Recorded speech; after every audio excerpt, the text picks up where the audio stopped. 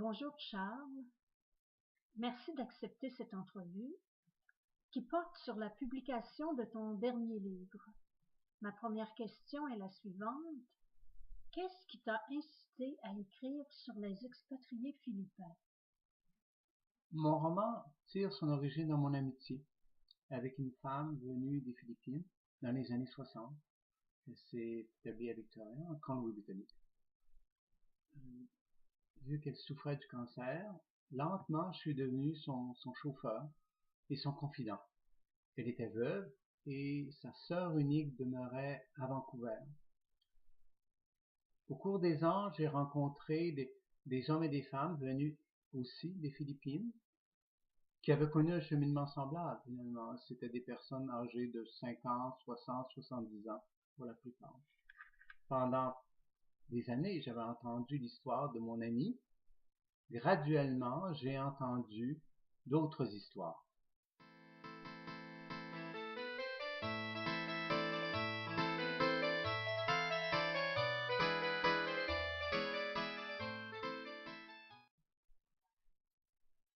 Maintenant Charles, j'aimerais savoir comment tu as réussi à cerner les différents aspects de la culture philippine.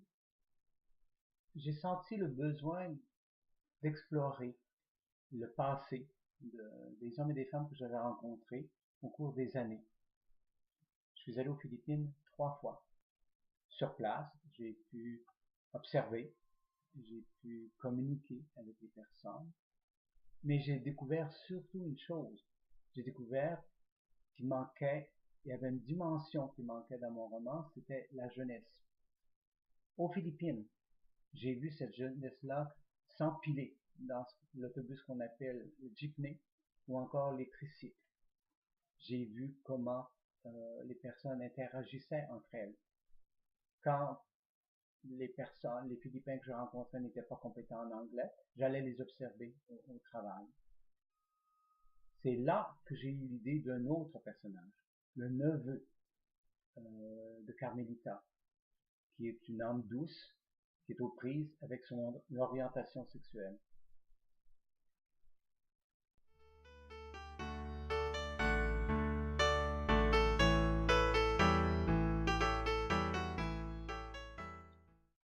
Pour terminer notre rencontre, peux-tu nous dire ce qui fait l'intérêt de ton livre?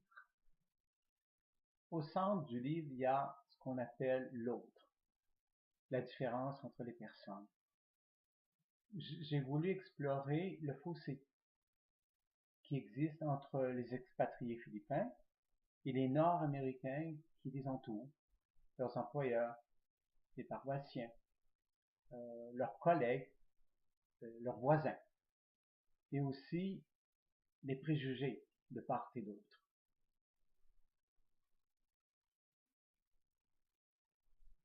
Il y a l'isolement, il y a un isolement qui est volontaire très souvent de la part des Philippins. Cet isolement-là a un effet très lourd sur la nouvelle génération. Bref, le roman aborde les thèmes universels de mort, de deuil, de vie nouvelle et d'amour.